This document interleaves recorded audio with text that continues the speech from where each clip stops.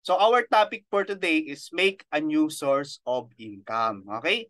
So ibig sabihin ng make a new source of income, ibig sabihin yan, sa panahon natin ngayon, hindi na sapat yung one source of income lang tayo. O kaya, hindi nang sapat yung ginagawa natin ngayon if kahit nasa employment man tayo. Sabi nga kanina ni Coach Pat before, dati rin po akong OFW as a seafarer, no? So that time, okay naman, no? Okay naman. Kaya lang, for me kasi, gusto ko yung bagay na ginagawa ko is control ko yung time ko. At the same time, kumikita ako.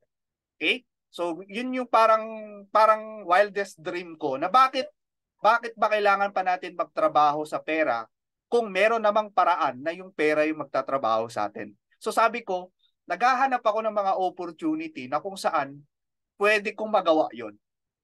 Okay? Ang point ko, hindi naman habang buhay kasi malakas tayo. Hindi naman habang buhay active tayo. Hindi habang buhay may time tayo. Okay? So kung hindi natin siya mai-spend yung time natin sa family natin, katulad yan, pag OFW tayo, sobrang, kumbaga, half of our life nasa ibang bansa or nasa trabaho tayo. Okay? Nakakalimutan na natin mabuhay.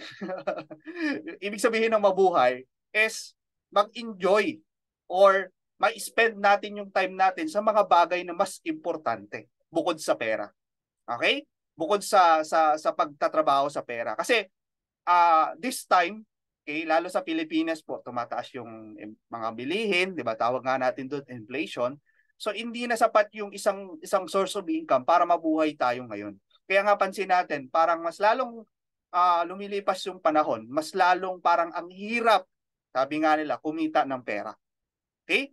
So, pag ganun kasi ang nangyayari, pag ganun na yung nasa sitwasyon natin, parang kumbaga kailangan na rin talaga nating maghanap ng another source of income na magbibigay sa atin ng ating needs and wants. Okay? So, yun ang pag-uusapan natin.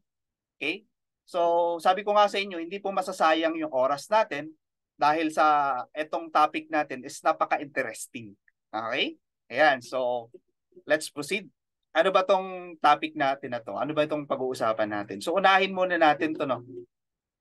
Ang gusto kasi natin, di ba? Ito yung parang para sa lahat, no? Ang gusto natin is hindi na kailangang pag-aralan, di ba? Pag may dumating na opportunity sa atin, ang gusto natin yung easy lang. Yung hindi na nating pag-aaralan.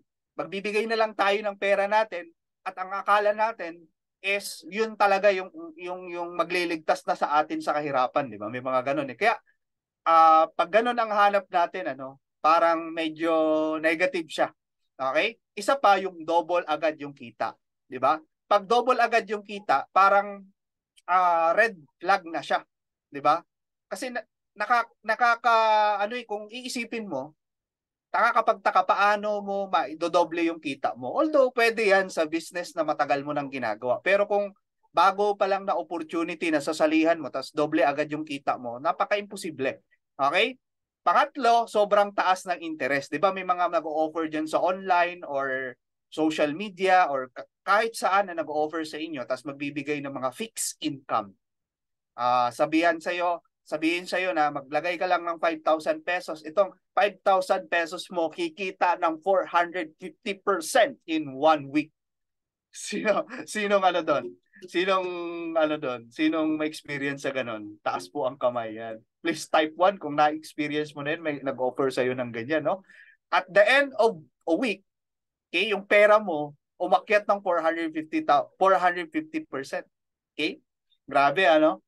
Parang nakaka-entice, di ba? Si Boss G daw, di ba?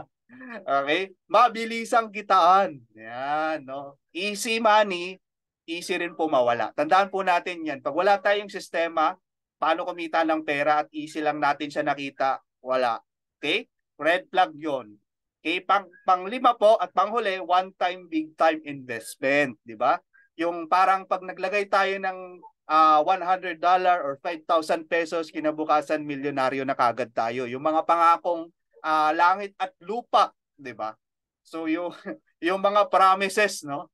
Okay? Yun po yung mga tinatawag natin na mga red flag. Ibig sabihin, pag yun ang gusto mo at yun ang hanap mo, okay, napaka-imposible At ang mahahanap mo dyan at ang makukuha mo dyan ng mga ganyang opportunity, pag ganun ang laging nasa mindset mo, is mga scam na opportunity. Okay?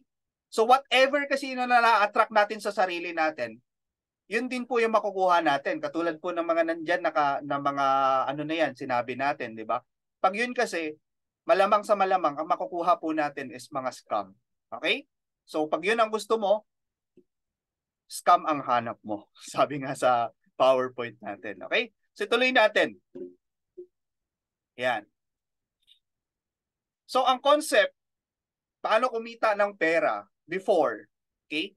Number one is yung tinatawag nating agriculture age. So pag-usapan natin to, yung evolution ng pagkita ng pera. Before, nagsimula yung mga tao sa farming, di ba? Nagtatanim sila.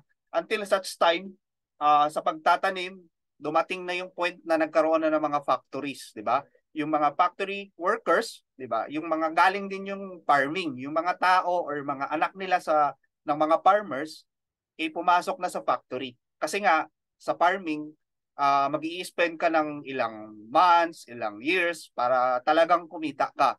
Pero sa factory, 'di ba, meron diyan na sasahuran ka, papasok ka lang ng 9 to 5, tapos nasa loob ka pa ng hindi ka pa naaarawan, at the same time, may mga benefits pa, 'di ba? And then yung third na evolution is yung information age. Ito yung third na evolution ng kung paano kumita ng pera yung tao. Ito naman yung tinatawag natin na mga knowledge worker. Pag sinabi nating mga knowledge worker, ito na yung mga sinabi ng mga lola at lolo natin na galing sa factory, ng mga factory workers before na anak magtrabaho, mag-aral kang mabuti. 'Di ba? Para pagka nakapagtapos ka, makakuha ka ng magandang grado, 'di ba? Makahanap ka ng magandang company. Pag nakahanap ka ng magandang company, okay? Makakapasok ka sa mga magagandang 'di ba, mga companies at gaganda raw ang buhay mo. Okay? Sa panahon ba natin applicable pa ba ngayon 'yon?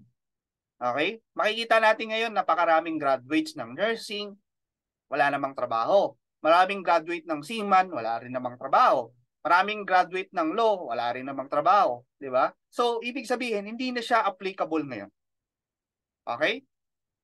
Fourth, pang-apat po is yung tinatawag nating conceptual age. Itong conceptual age, nabuo siya because of internet or information, di ba? After the information, nagkaroon na, naging matalino yung tao. May mga tao talaga na, kumbaga, nag-risk, di ba? Nag-create, let's say, creator ng Facebook, creator ng mga applications or any other inventions na ginawa nila at binenta nila sa market. Ito yung tinatawag nating conceptual age. And after nun, yung tinatawag nating digital age. Ito na yung mundo ng digitalization. Ibig sabihin, nandito na rin yung mapapansin natin yung internet, no? Yung paglaki or paglawak ng impormasyon, naging free na yung information. Dati kasi yung information para lang sa mga mayayaman. Okay? So right now, tayo nasa digital age right now, di ba? Pero may mas advanced po diyan sa digital age. Ito na po yung tinatawag nating mamaya pag-usapan natin mas advanced sa digital age.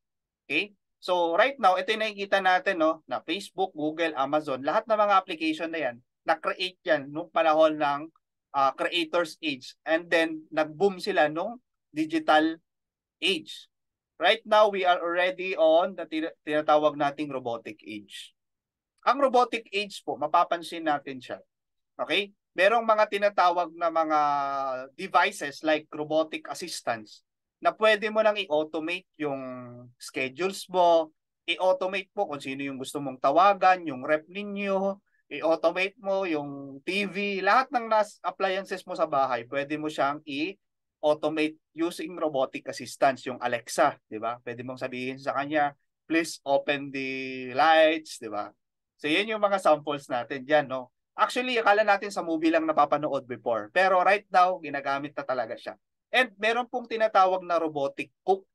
Nung panahon ng pandemic, na uso na to, no? Yung robotic cook, wala na pong tao. Kundi puro, na lang, robot. I-click mo na lang kung anong gusto mong pagkain. Let's say ramen. Okay? Pag-click mo ng ramen, ipiprepare na siya ng robot. Mamaya-maya, ilalagay na sa harap mo, di-deliver na sa harap mo. So ganun nakatindi ngayon yung innovation. Pangatlo, itong robotic vehicles. Yung robotic vehicles, ito yung example natin dyan, si Tesla. Yung Tesla cars, di ba? So, yung Tesla kasi, it's all about, ano na siya AI na siya Kumbaga, autonomous. Siya na po yun, nagda-drive sa sarili niya. No? May sariling map na sinusundan, yung course na sinusundan. And then, parang, kumbaga, nakaupo ka na lang din, para ka na lang din passenger. Siguro kung meron na lang mga alteration ng konti, yun na lang ang gagawin mo. Pero, autopilot na siya.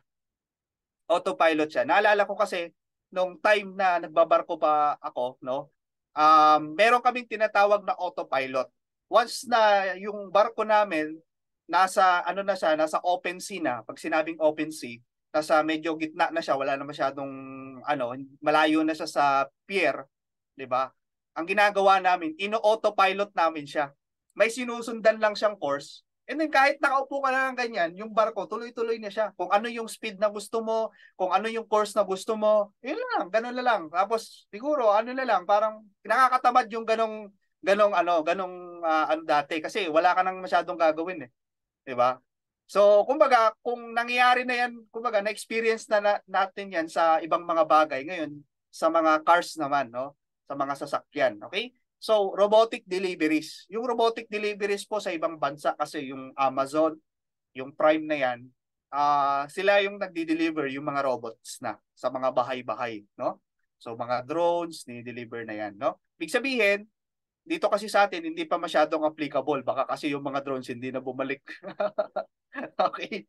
So, doon sa ibang bansa kasi mas honest sila, 'di ba? So, kaya hindi pa talagang although pwede dito sa atin, kaya lang syempre hindi pa masyadong na-adapt. Okay. Tuloy natin.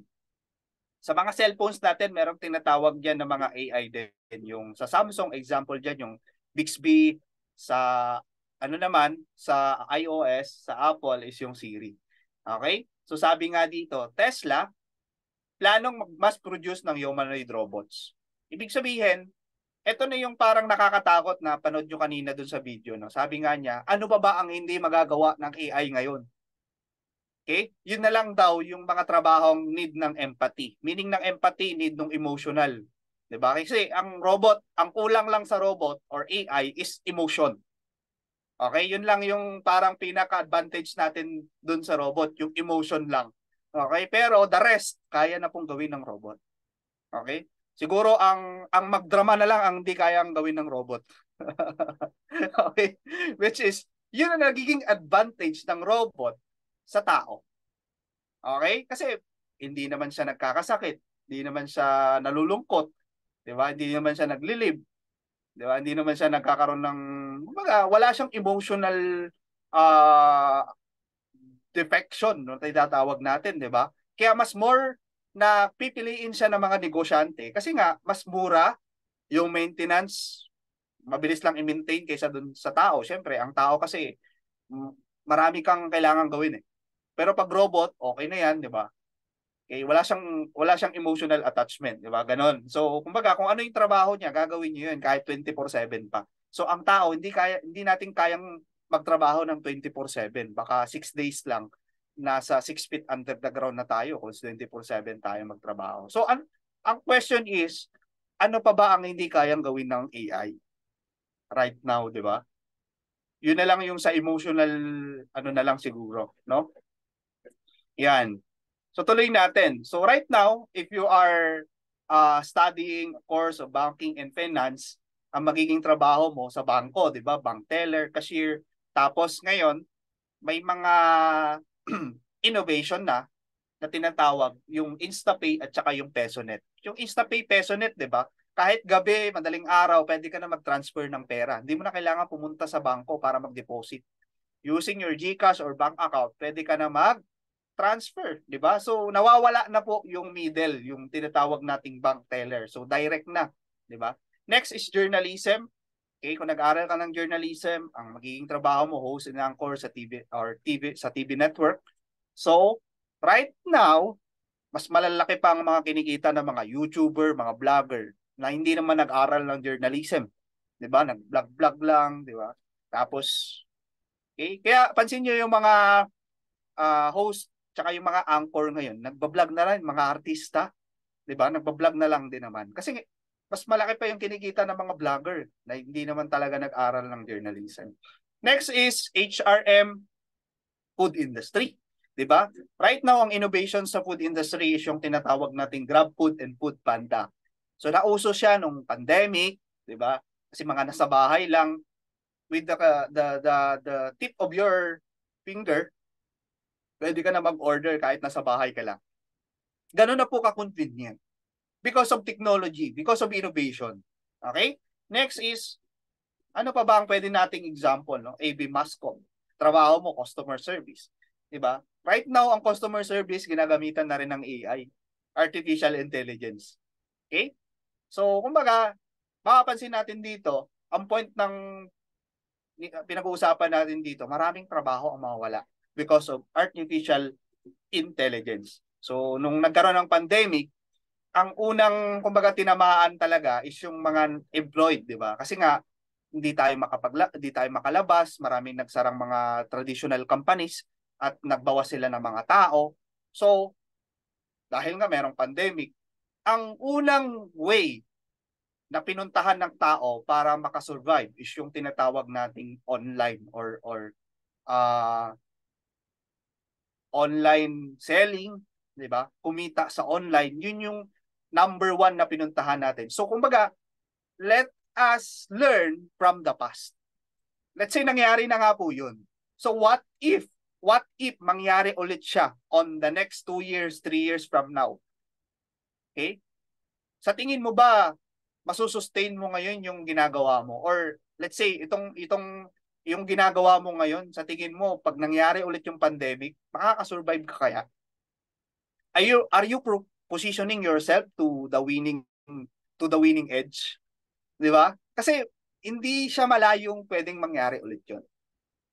Okay? Sabi nga nila, history repeats on its own. Before may mga nangyari din ng mga pandemic. So right now, ang adoption ng online is sobrang sobrang lawak na yung information na meron na tayo, sobrang sobrang free na. Okay? Kaya naman yung mga tao nag online selling, yung mga dating employed nagbenta online, di ba? So yun yung pinagkakitaan natin, katulad niyan, di ba? Nagla-live selling, okay? So ang disadvantage lang sa shopping sa pagsa-shop ng online, okay? Ito lang yung disadvantage natin doon. Hindi mo nakikita yung product. Okay? So mag-aantay ka kung kailan darating yung product, depende yan sa kung saan pa kinuha, di ba? Minsan, pag nag-order ka, di ba? Ang in-order mo is expectation versus reality nga. Okay? Ang ganda lang nasa picture, tapos nung dumating sa iyo, di ba? Kakaiba, di ba? So parehas kaliwa, di ba? Kung nag-order ka ng sapatos. So yan lang yung mga disadvantages. Okay? Ng online selling pag nag-order ka. And if you are planning to to create an online business, if you are planning to create an online business at magbebenta ka ng mga products, okay? You have to kailangan mong tignan yung market. Kailangan mong tignan yung competition. Gaano ba ka-stiff yung competition ngayon sa online selling? 'Di ba? Kung magbebenta ka ng sapatos, kailangan magaling ka sa marketing. Kailangan magaling mong i-market yung sapatos na yun kasi ang dami mong kalaban. Okay? Benta ka ng supplements. Ang dami mo ring kalaban eh. Minsan nagsisiraan na nga sila pare-parehas na product. Let's say barley. Marami ako nakikita. Pare-parehas na product pero nagsisiraan pa sila ng iba-ibang company. 'Di ba? Kailangan mo kasing maging number one doon sa market na yun, which is ang tawag natin doon is red ocean. Pag sinabi nating red ocean, okay, ang dami mo ng kalaban. Okay? Ibig sabihin, ang isda, 5 na lang, tapos yung namimingwit doon sa isang pool na yon or sa isang fish pond na yon, 100, tapos 5 lang yung isda. Kaya naguguluhan yung mga customer kung saan nabibili. 'Di ba? Pagandahan na lang na marketing strategy. Okay? So, kung ikaw naman, let's say nag-online ka na, i-share mo sa mga kamag-anak mo, kaibigan mo, minsan ang ang reply nila, sin zone, di ba? Sinisin zone ka lang, or kaya inaasahan mo na susuportahan ka sa negosyo na ginagawa mo. Minsan, sila pa mismo yung nagda-down sa'yo. Sino po nakaka-relate ng ganun dito? Okay? Di ba? Ang akala mo, susuportahan ka sa online business mo, di ba? Excited ka. Okay. Ang una mong customer is yung mga kamag-anak mo, di ba? Pag sasabihan ka pa, ay, hindi maganda yung ano mo, ganito, ganyan. Tapos, hingian ka pa ng pre-taste. Wala bang pre-taste dyan? Sino po naka-experience ng ganun? Okay? Ayan, no? So, challenge kasi yan sa atin pag nag-online business ka, lalo kung may mga produkto kang ino-offer. Alright, so, ganun po yun, no?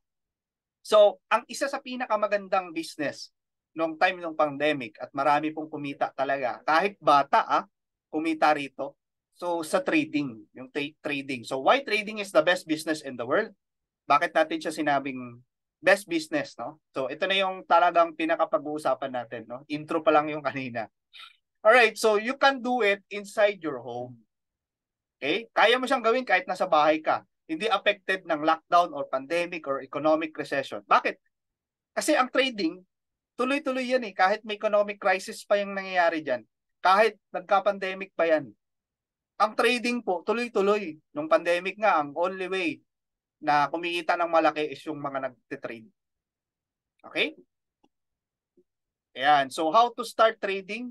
Kung gusto mo matuto ng trading, kailangan mo mag-aral. Okay? Pag nag-aral ka, kailangan mo magbayad ng mga courses. Meron nga ako nakausap parang nagbayad siya, umattend siyang training, and then nag-enroll siya, 85,000 pesos. Tapos, after nun, inaral-aral niya, di ba? Wala pa siyang investment talaga na monetary. Ibig sabihin yung monetary, yun yung i-invest mo na capital. Doon pa lang sa course yung binayaran mo na 80,000, di ba? So, ang bahal para sa mga ordinaryong tao na katulad dati nangangarap, 80,000 para lang mag-aral pa ako pa rin mag-aaral. 'Di ba? Parang hindi na siya practical, 'di ba? Okay. So, 3 types of trading. So, sa trading kasi may 3 uri. Number 1 is yung forex trading. Yung forex trading with stop loss. Ibig sabihin ng stop loss, pag nag-trade ka at tatatalo na, let's say nalolos ka na, meron yung tinatawag na stop loss. Ibig sabihin, let's say nalolos ka na ng 10%, pwede mo na yung i-cut. Talo ka pa din talaga, na-liquidate na yung 10% mo. So kung paulit-ulit na ganun, parang nauupos na kandila yung pera mo. Okay? At ang trading lang po ng Forex is every weekdays. Wala pong weekends. Kaya yung Sabado-Linggo, 'di ba? Walang trading noon. Hindi open yung market kasi sarado. Pansin mo, bakit sarado yung mga bangko pag Sabado-Linggo, 'di ba? Number 2, stock trading. Ang stock trading po, long term yan. Okay? Hindi po pwedeng pang araw-araw ang stock trading. Kasi nga, ang stock trading, hindi ganun kabilis yung galaw niyan, hindi ganun ka-volatile. Okay? So you have to spend a lot of years para makita mo talaga yung income or profit mo dyan, no? Controlled din siya ng mga major shareholders. Bakit natin siya sinabing controlled ng major shareholders? Let's say ako, isa ako sa may pinakamalaking hawak na shares dito sa company A. Tapos may mga iba-ibang investor din. Tumaas yung value ng market or stock market, tumaas yung value ng company na yon. Tapos bigla akong lang pull out ng pera ko. Ang mangyayari doon sa company na yon, mawawala na siya ng value. Bababa ngayon yung value niya. Why? Kasi pinull out ko yung malaking shares ko eh. So ang mangyayari ngayon, bababa yung value. Kawawa ngayon yung mga maliliit na investors. Okay? Which is we experienced before nung bago mag-pandemic, na-experience namin dahil meron kaming isang galing din kami sa stock market. So ganun na nangyayari talaga. So, kumbaga normal talaga 'yun sa stock market. So, panalo yung may malaking shares talaga. Okay? So, number 3 is crypto trading. Ang crypto trading po, ang kaibahan niya lang sa dalawang ano na to, na una, is decentralized. Pag sinabi nating decentralized, ito yung walang taong kumokontrol, walang management na kumokontrol, walang isang entity na kumokontrol dito sa crypto na to. Okay? This is open to the public. Kaya nga tinawag nating peer-to-peer siya. Okay? So, kumbaga, sa stock market at forex, pwede pang kontrolin ng bangko yan, malalaking shareholder, investor. Ito, sa crypto, hindi eh. Okay, open to the public siya. Okay, saka, ang ginagamit ng technology dyan is blockchain, kaya transparent. Okay, napaka-safe, legit, and transparent po ng blockchain na technology. Okay? So, kaya gustong-gusto natin yung crypto. Alright, so kung mag-aaral ka, kailangan mo aralin to, mga double top, head and shoulder, rising wedge, di ba? So, kung kailan ka papasok, kailan ka lalabas. Okay, kailangan mag-open ng position, yun yung mga aralin mo. Okay, so marami ka pag-aaralan sa manual trading. Yan, katulad yan, yung mga breakouts, di ba? Kailangan mo aralin yan kasi hindi ka pwede dito mag-open ng position, dito ka mag-open ng position sa labas para dahil sign nyo, naakit yung market, parang ganun. Diba? So, para makuha mo, para kumita ka.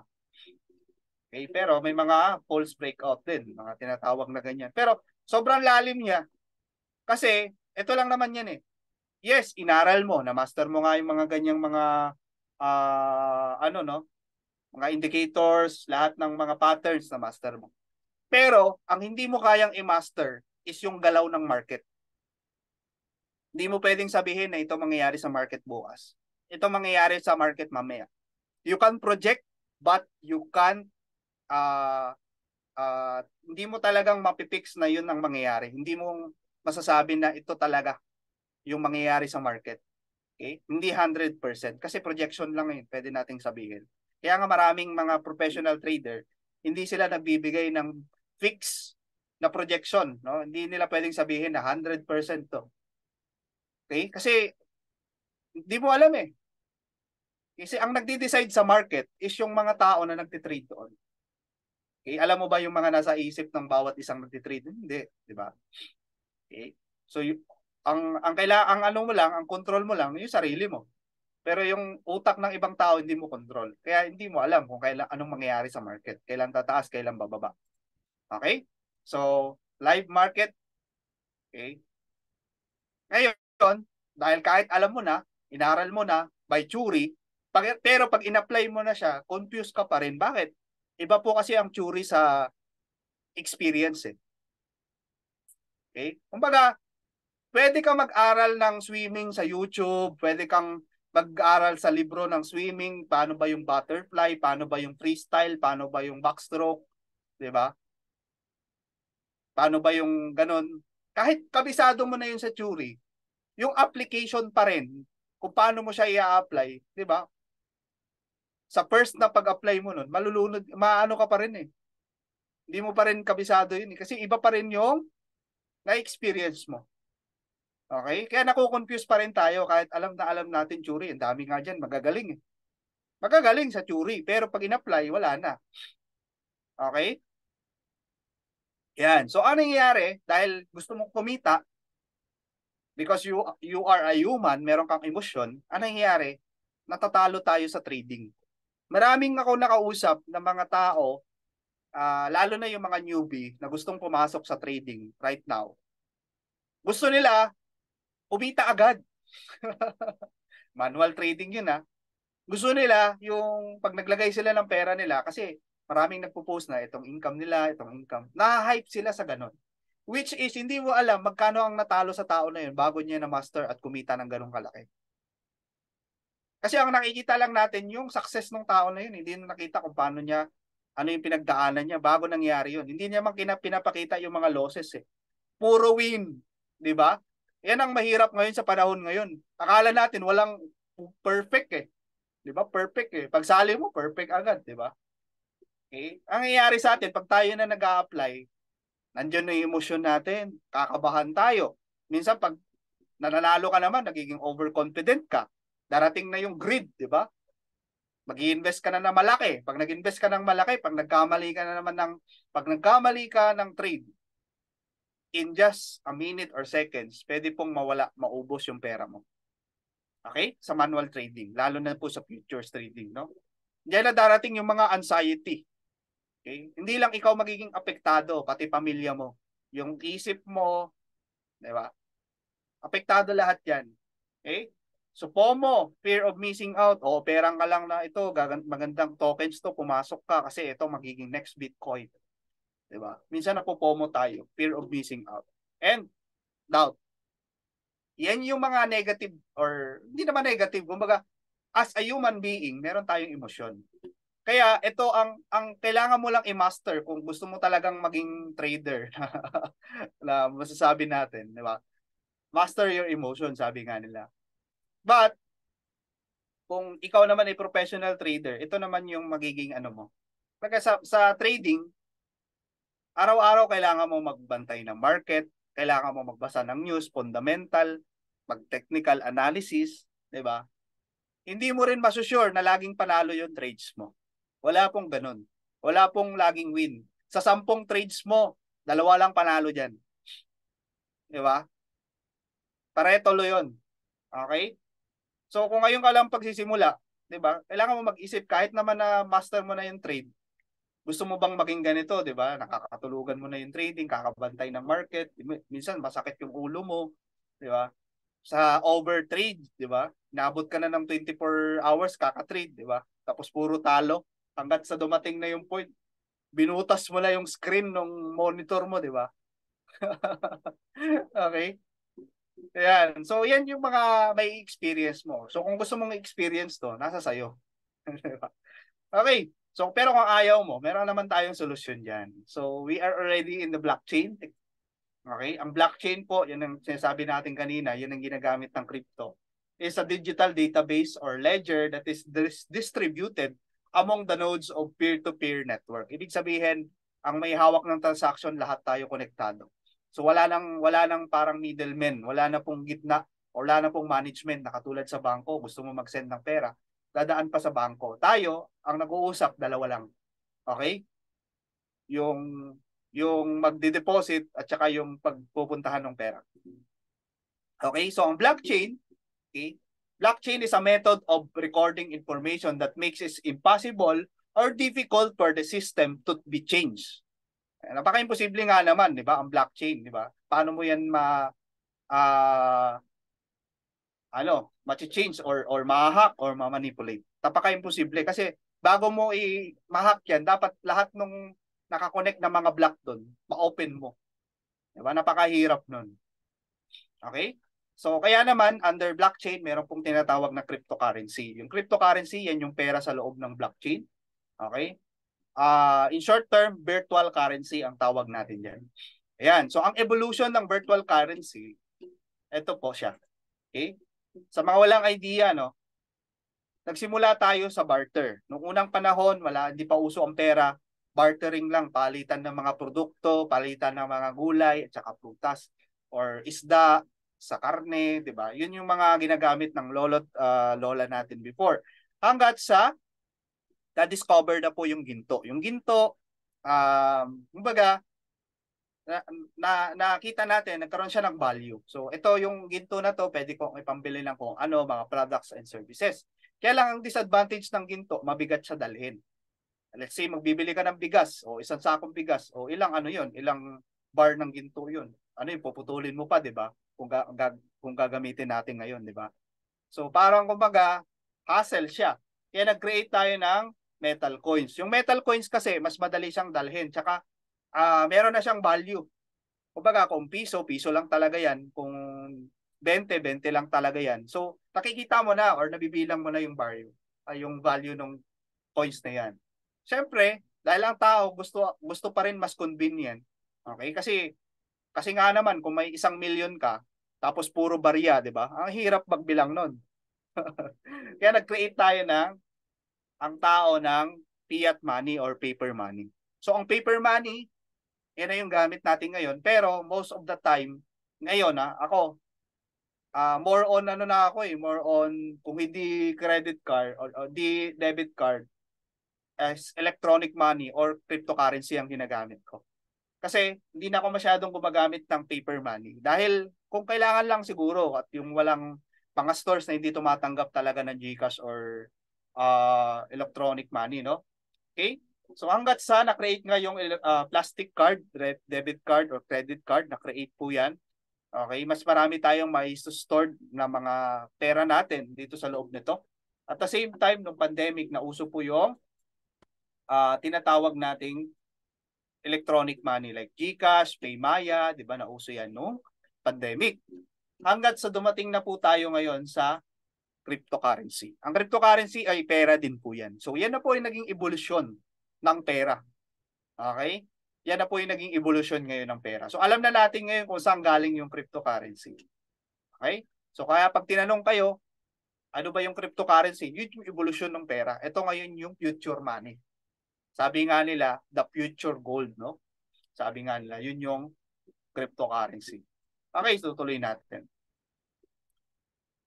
Ang pinakamalaki or kilalang kilala sa mga cryptocurrency is yung BTC or Bitcoin.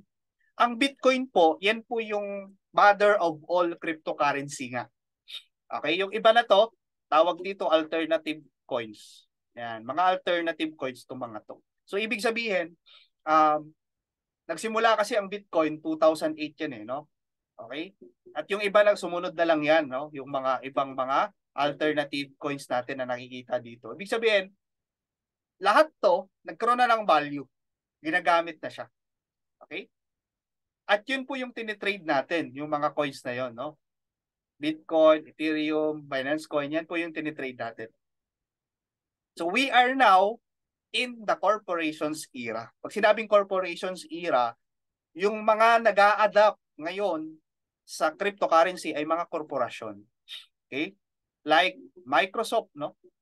Si Microsoft po, since 2014 pa yan, okay? 2014 pa yan, nag-accumulate na sila ng Bitcoin and other major coins.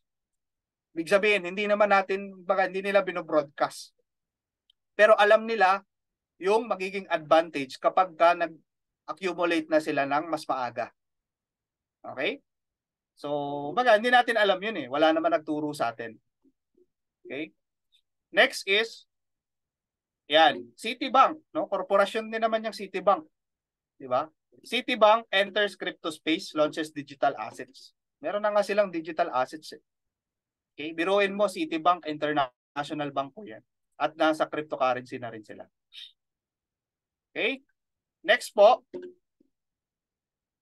ano pa ang sample natin? Bitcoin Island. Okay?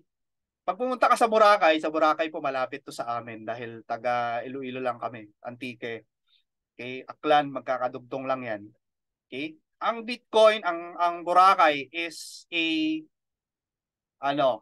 Bitcoin Island, no?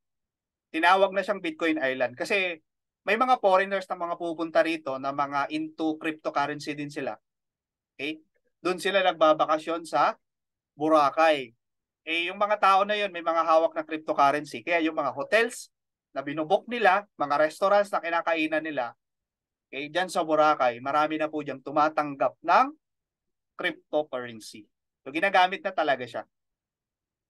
Okay? So sa Pilipinas po, ang Philippines po is third highest country in the Southeast Asia region in terms of crypto country score. Ibig sabihin, pangatlo tayo sa pinakamataas na nag-a-adapt sa cryptocurrency.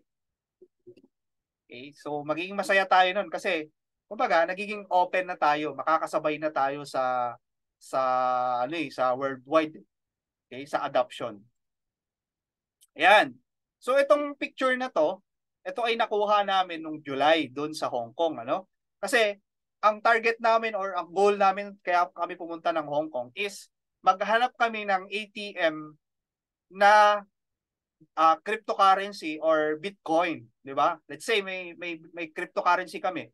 Okay? Saan namin siya pwedeng i-withdraw? So doon sa Hong Kong, dikit-dikit po siya. Marami pong mga cryptocurrency na mga ATM. Okay? I-scan mo lang yung QR code mo. Yan mapapansin nyo. I-scan nyo lang tong QR code na yan. And pwede na kayong mag-withdraw ng kahit magkano. Ang lalabas po dyan is Hong Kong dollar. Okay? Hong Kong dollar po lalabas dito. Yan. So ito sila mga coaches natin. Coach RJC, Coach Miko, si Coach Sherwin. Kasama natin dun sa sa Hong Kong nung July. Yan. Ito sa Central kasi to. Yung kanina nasa TST, no? Etong mga ATM na to nasa TST to. Ito yung sa Central, no? Malapit sa sakayan ng boat. Yan, no? Pinuntahan namin coinunit.io. Pwede niyo i-search yan para malaman niyo. Okay, pwede din silang pwede ka dito mag-withdraw ng mga cryptocurrency mo. So halimbawa, kumita na tayo dito sa crypto at gusto mo mamasyal sa Hong Kong, huwag ka na magdala ng maraming pera. Kasi may crypto ka naman eh. Ang gawin mo na lang, okay? Huwag ka na mag-convert ng maraming pera na Hong Kong dollar dito. Ang gawin mo, yung cryptocurrency mo, doon mo na withdrawin sa Hong Kong. Di ba? Ayun. So, pwede natin gawin yun. Yun na yung ano mo. Yun na yung pang ano mo. Pang allowance mo. Di ba? Okay? So, ganun po kaganda, no? Yan. Isa pa sa mga maging good example natin dyan, yung Union Bank.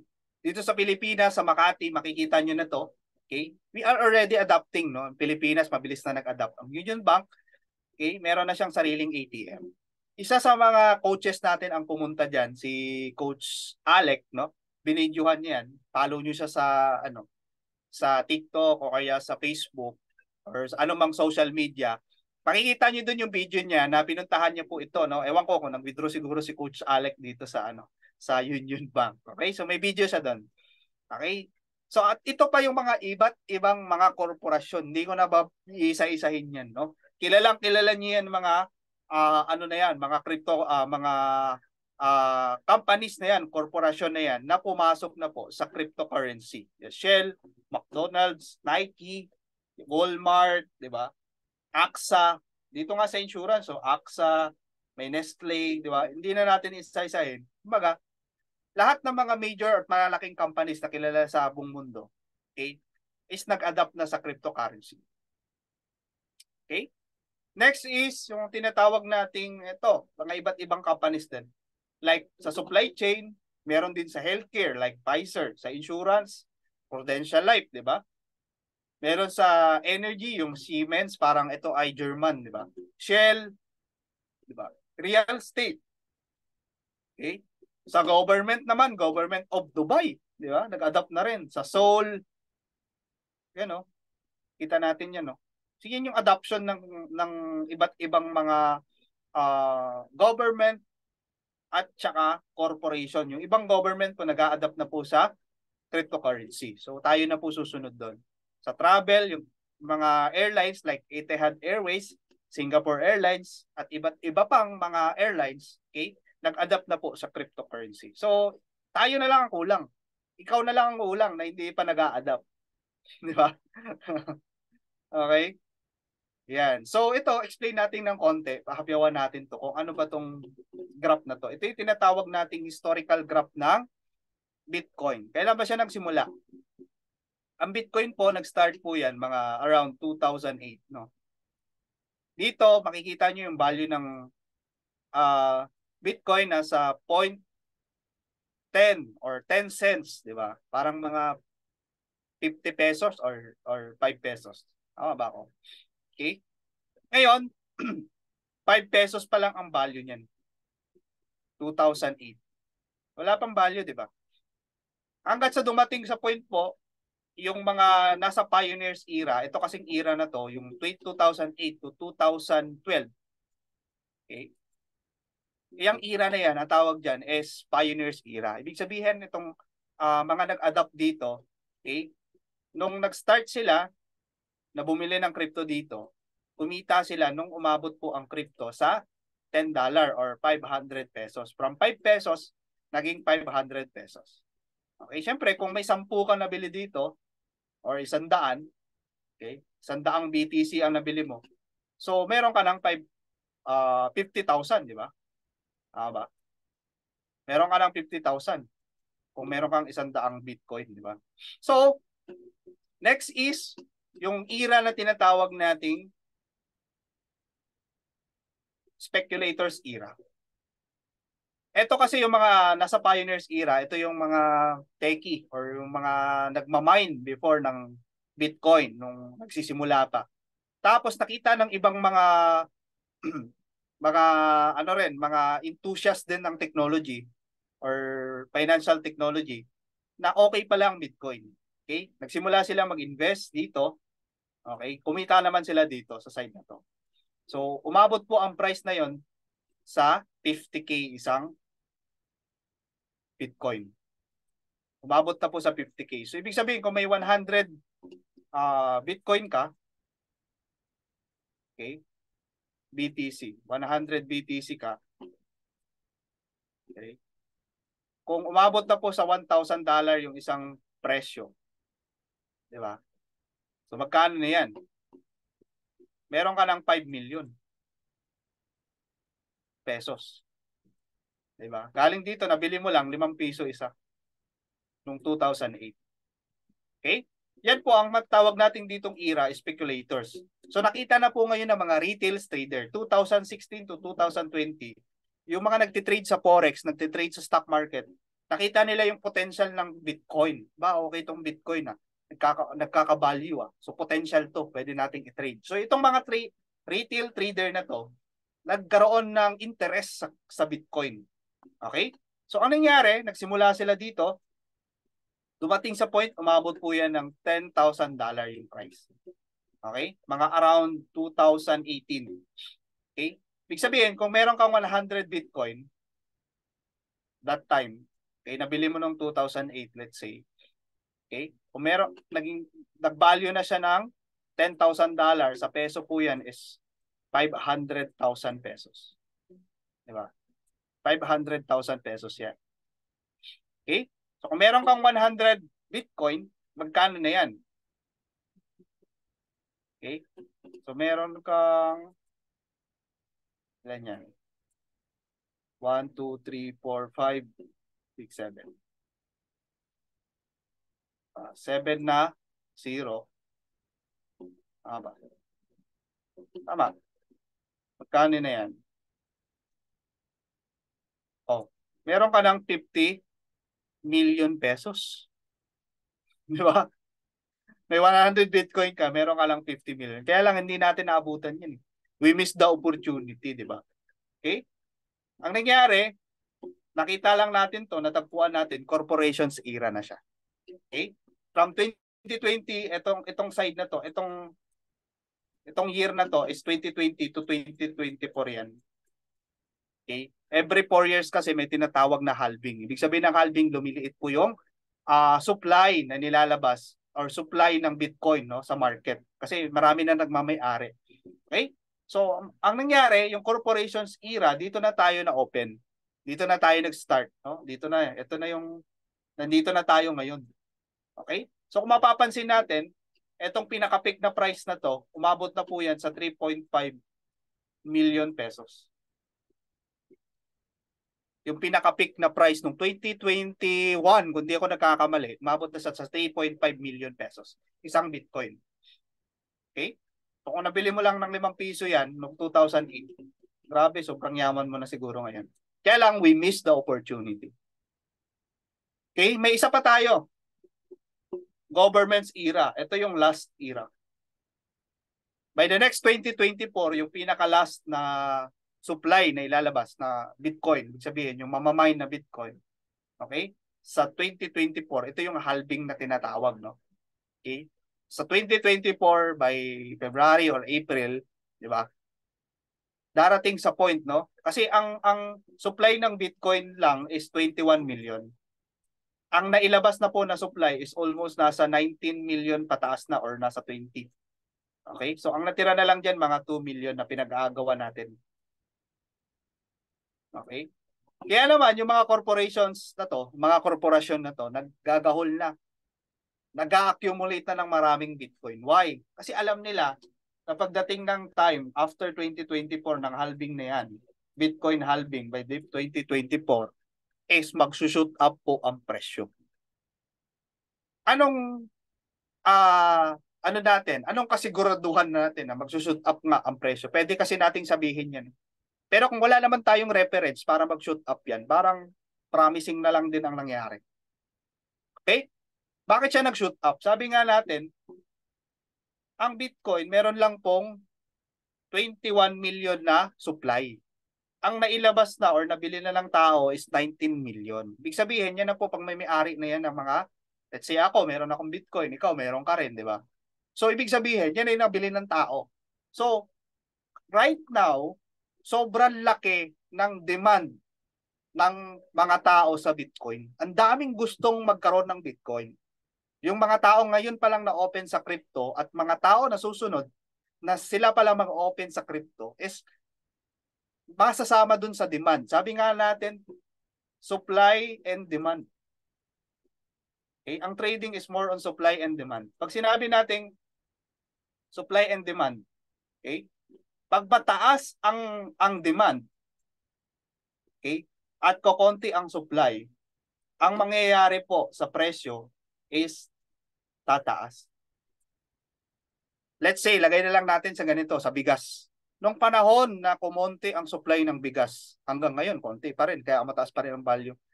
Mataas ang presyo ng bigas, tumataas, kasi nga ang kukonti yung supply eh. Nagets natin? So, ganun din po sa Bitcoin. Okay? Ang Bitcoin, hindi na yan namimina or kukonti na lang din yung supply. Hindi siya na piprint. Hindi katulad ng pera natin na peso. Okay? Anytime, ang government natin pwedeng mag-print ng maraming pera. Kaya ang supply ng peso natin sobrang dami, ang value ng peso natin ngayon ang baba. Kaya sinasabi natin tumataas ang bilihin.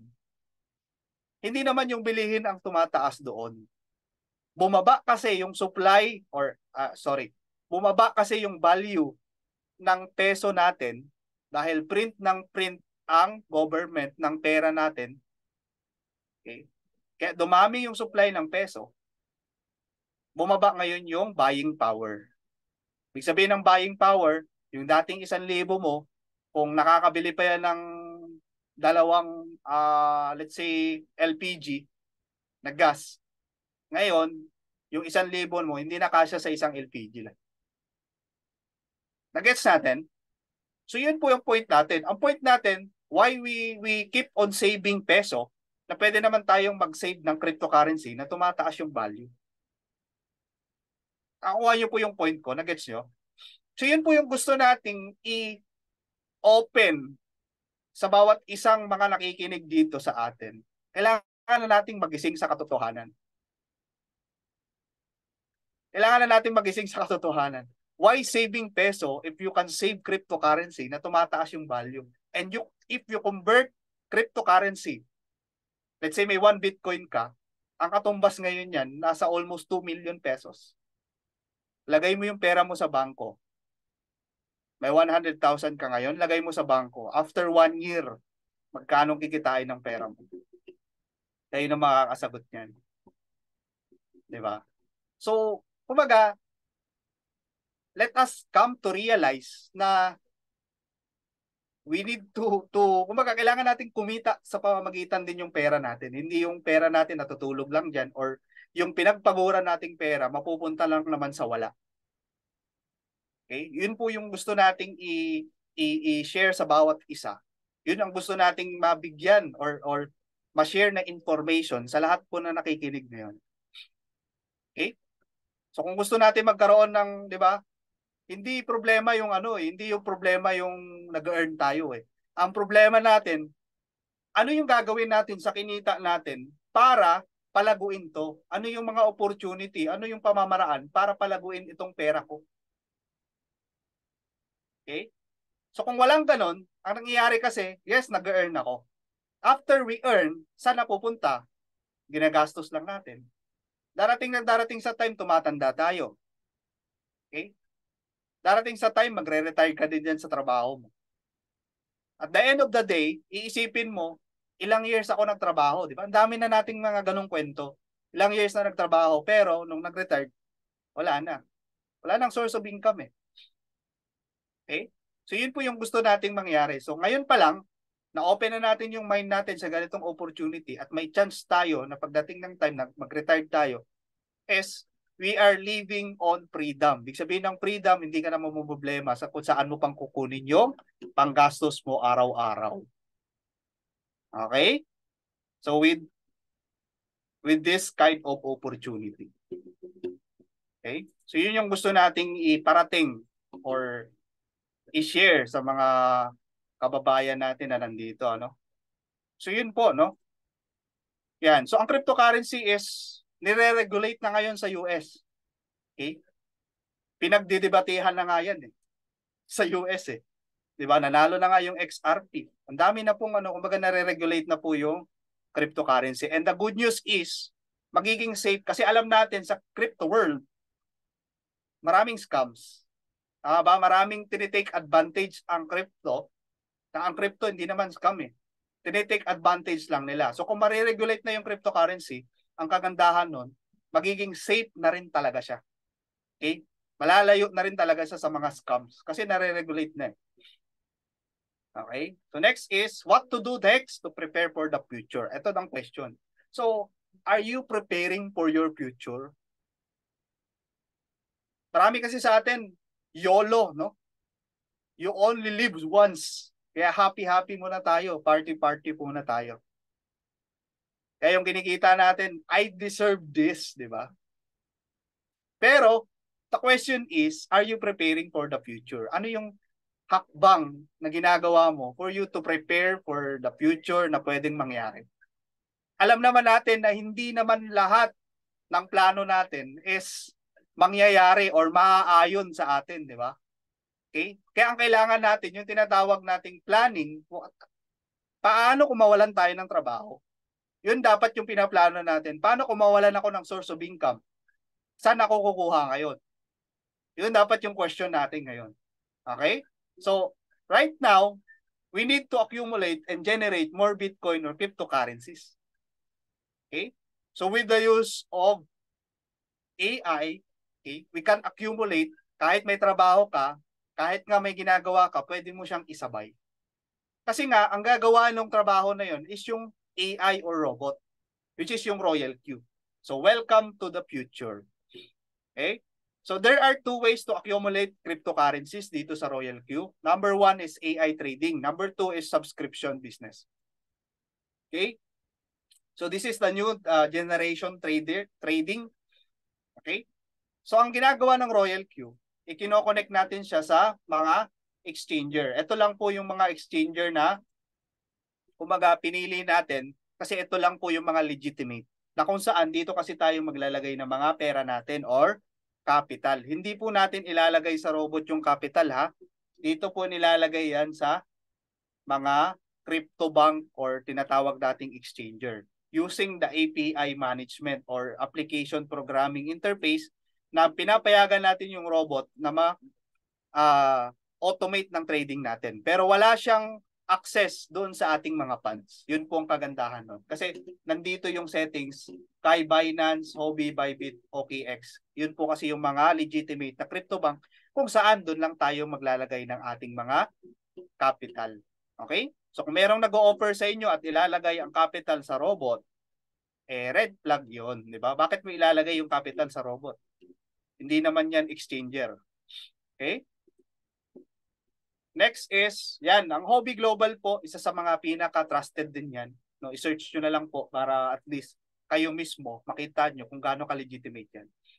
Next is, yan, tinanong natin kung legit nga po yan. So if you are looking for a safe exchange internationally, Huobi Global could be an excellent choice.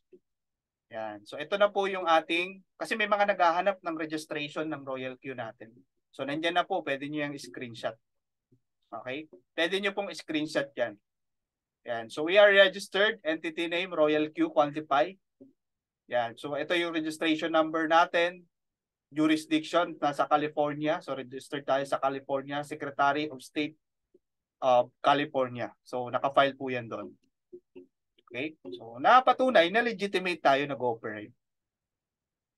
Yan. So isa sa mga pinapakita natin dito, yung mga top 10 na mga crypto bank. Una na dyan yung Binance, okay? Coinbase, OKX, yan, Huobi, di ba? Yan yung mga partner natin eh. Okay. Next is, ayan. So ang ginagamit po na strategy ng robot is yung tinatawag nating quantitative trading. So ano nga ba yung quantitative trading? It is a market strategy that relies on mathematical and statistical model of identifying and executing opportunities. Okay, yan po yung tinatawag nating quantitative strategy. In short, maliliit siya na buy and sell pero marami siyang ginagawa. Okay, na buy and sell. Yan. So, let's say for example, no, ang goal natin, no, ang goal natin kapag tayo nagte-trade, let's say gusto nating kumita ng 20%. Okay? So natin kumita ng 20%. Let's say ang market is paakyat, antayin natin umakyat yung market, di ba? So para ka kumita ng 20%, kailangan umakyat yung market ng 20%. Okay? Dapat umabot yung 20%. So antayin mo yan kung inabot man yan ng ilang weeks, ilang months, basta umakyat ng 20%. Yun yung kita mo. Okay? Pag manual trading, kung tayong sarili natin magte-trade. Pero kung ang robot po magte-trade, ang market naman hindi naman lagi pataas yan eh. Minsan nga pababa pa eh. Okay? Mas madalas pababa. Ang ginagawa po ng robot, okay? Let's say nag-open siya ng trading. Pag may nakita po siyang opportunity na umakyat lang po ang market ng 1%, let's say itong mga to, puro 1% yan. Okay? Lahat ng yan, opportunity para sa kanya na mag-sell. Okay? Every time may 1% siya nakikita or makita niya, matrigger siya na may 1% na galaw yung market, magsisell na po yung robot natin. Hindi niya na kailangang antayin na umabot pa ng 20%. Eh what if hindi umabot ng 20%? Eh di matagal ka mag-aantay. Mas maigi nang yung 1%. Mas achievable pa kasi possible na mayroong 1% yan everyday. Okay, na nangyayari sa market.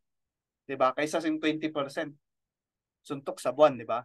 So ang ginagawa ng robot, marami siyang buy and sell na 1%. Ibig sabihin, kung makakabuo ka rin ng sa isang buwan na 20%, 20 na tigwa 1%. Ilan yon? Eh di 20% din.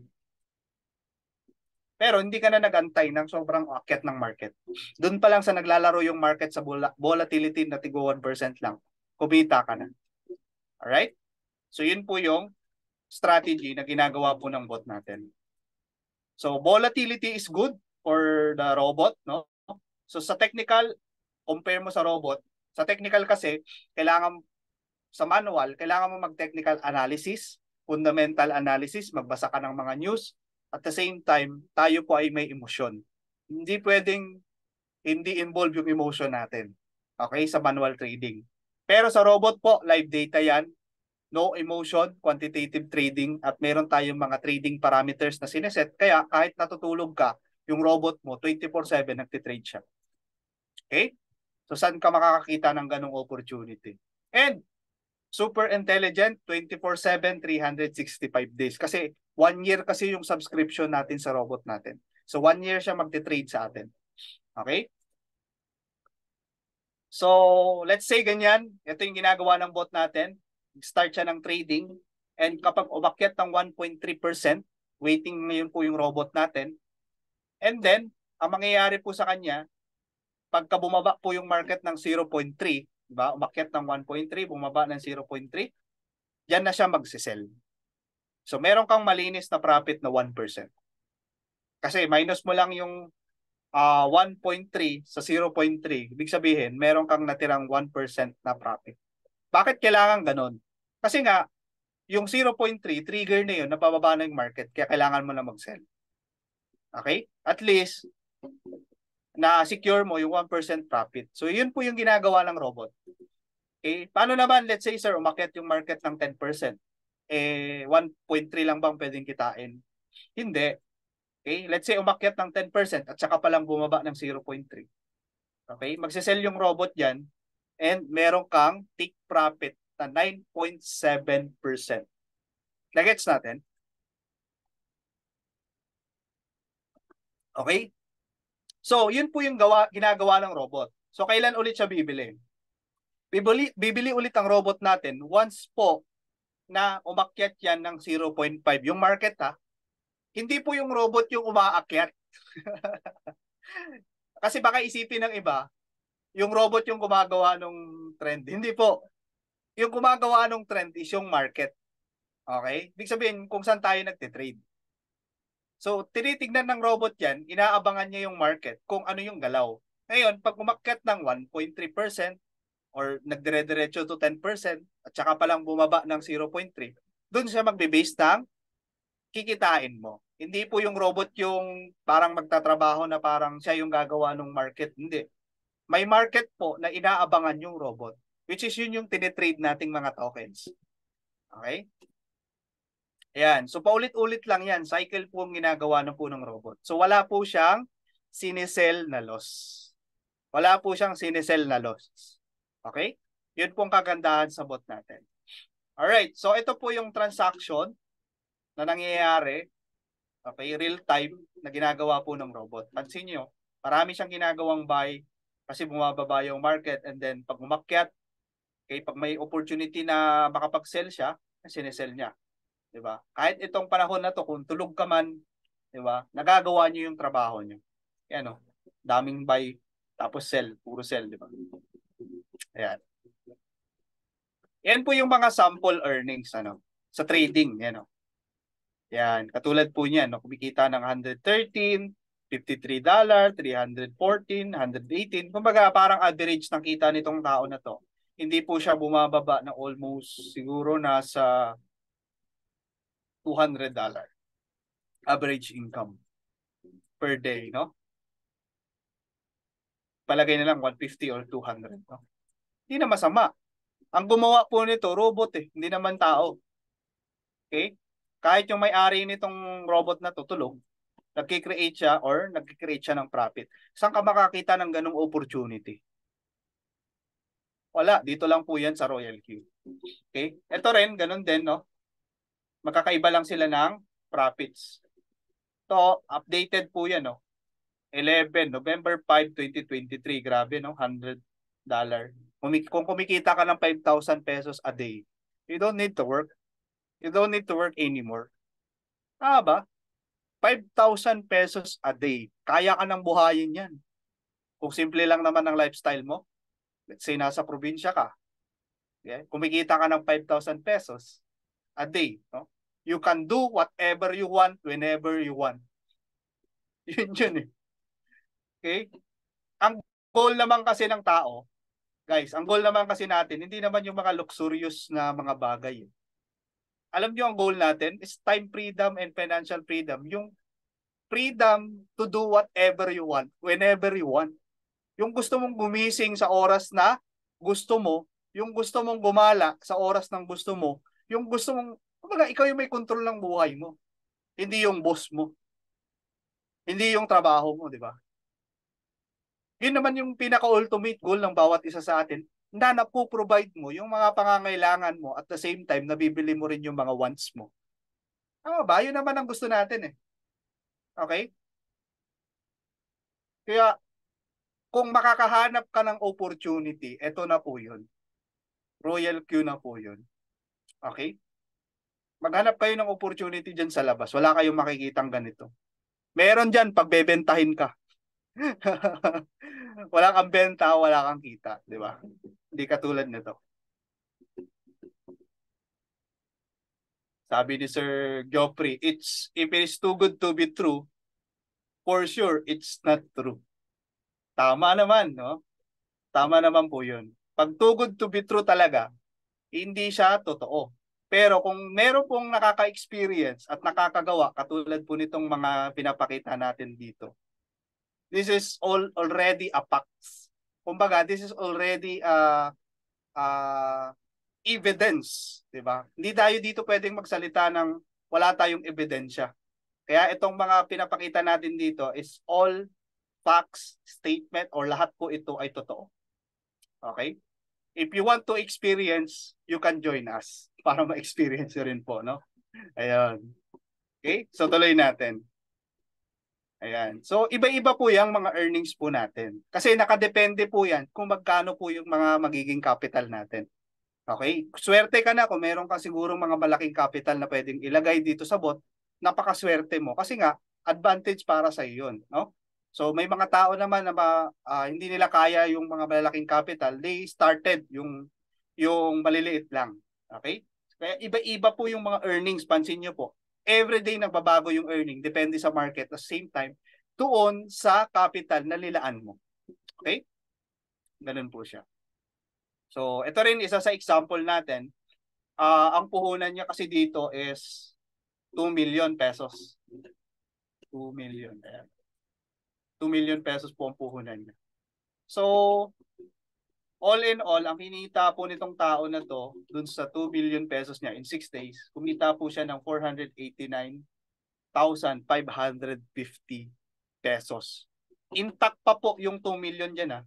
Kasi kung magbi-business ka, let's say mag-start ka ng negosyo, 2 million, magtayo ka ng franchise or magtayo ka ng coffee shop. Okay? Yung 2 million mo wala na, binili mo na yan ng mga gamit, binili mo na ng coffee maker, pinambayad mo na yan sa mga tao, mga taxes o kung ano-ano pagpagawa dyan ng coffee shop. Wala na po yung 2 million mo. Para mabawi mo yung 2 million mo, okay, ilang years pa. Kasi kailangan mo mag-ROI, return of investment. So ilang years pa yung bibilangin mo para mabawi mo yung 2 million. Tama ba? Ganun po sa traditional business. No? Ngayon, dito, compare natin siya, yung 2M mo, ginawa mo, nilagay mo doon sa Binance. Okay? Alam natin yung Binance, very safe. Okay? Legit po yan, no? Yung 2M mo, nandun sa Binance, okay? Pera mo yun, sa'yo yun. Pinatrade mo ngayon sa robot mo. Yung robot mo, okay? Nag-accumulate or kumita, nag-generate ng income ng 489,550 pesos. Okay? Yung 2M mo, nandun pa rin. Yung 489 mo, okay, yung net profit mo nandun pa rin. Hindi na wala po yung pera mo, kundi parang nanganak siya. So yan po yung advantage, yan po yung power po ng cryptocurrency. Yan po yung power na ginagawa po ng trading. Kaya ang daming gustong pumasok sa trading, kaya lang hindi nila alam kung saan sila magsisimula. Okay? So yan po yung sample natin dito. Alright, so tuloy natin. Ayan. So kung ikaw, satisfy ka na, gusto mo lang mag-trade, 'di ba? May mga tao kasi gusto lang ng trading. Yes, pwede ka na mag-start, no? Ang subscription po natin diyan, $120 per year po 'yan, no? So ang user na natin worldwide is 1.8 million plus and 200 plus countries na rin tayo. Ang robot natin never on leave, doesn't fall sick, doesn't need to eat and rest, doesn't need to go to toilet, doesn't sleep, and always working 24/7. Para kang may empleyado na 24/7 nagising, nagtatrabaho sa'yo. Yan po ang advantage niyan. Okay? So may gas fee po tayo, $20 na nilalagay natin doon. Advanced gas fee po yan, no? Okay? So, yung iba po kasi, wala namang 2 million, wala namang 500,000, wala namang 100,000 para ipang-start agad na ipatrade dun sa robot nila. So ang iba, ang kaya lang natin is lalo na kung mga katulad ng ordinaryong tao lang, 'di ba? So ang kaya lang natin is subscription. Let's say you are earning only 15,000 pesos a month or 20,000 pesos a month. You can start at subscription. And we can do a subscription business. Kasi bukod sa trading, meron pa tayong subscription business. Ano yung subscription business? Ayan po yung negosyo na ginagawa ng Netflix, Prime Video, HBO, YouTube at iba't iba pang mga klase ng mga platform ngayon na subscription business model ang ginagamit. Okay? So right now, we have a lot of platforms you are using subscription business model. Okay, kahit nga parang may mga naririnig pa ako sa supplements, gumagamit rin sila ng subscription. Kasi nga, kailangan natin mag-adapt sa innovation kung ayaw natin mapag-iwanan. Okay? Kung naalala nyo si Nokia, di ba? Sikat na sikat yun. Napaka-imposible na mabankrupt yun before. Ang problema lang niya, hindi siya nag-adapt sa innovation. Okay? Nung naitayo yung or na-discover yung Android, na-offeran siya ng Android, hindi niya tinanggap eh. Ni-reject niya. Ano nangyari sa kanya? Diba? Hindi niya na daw kailangan yun. Yan, bumagsak siya kasi hindi siya nag-innovate. So same thing, this the new business model na ginagamit ngayon ng mga negosyante. Okay, subscription business. So gaano ga ba kalaki ang potential ng subscription business? So take it for Netflix, no? Yung Netflix po, isa sa Kumbaga masasabi nating malaking company na ginagamit natin ngayon, platform lang, wala namang offices yan. Okay? Baka meron man siguro isa lang. Pero using subscription business model. So ano yung nangyari sa kanya? So since 2016 to 2020, ang subscriber ng Netflix is umabot ng 203.7 million. Okay? So sabihin na lang natin yung mga subscribers are paying $10 per month. So i-multiply natin doon sa 203.7 million subscriber. Magkano yung kinikita niya sa isang buwan? Okay? Ang kinikita po ng Netflix sa isang buwan is $2 billion. Subscription po yun. Okay? That is 116 billion per month sa peso. Nakita nyo kung gaano kalaki ang potential ng subscription business. Wala siyang isi-ship na mga product, di ba? Wala kang isi-ship na mga product, no shipping cost. Wala kang isi-sell na tangible products. Gives you a lifetime passive income. Kasi nga, magsa-subscribe lang eh.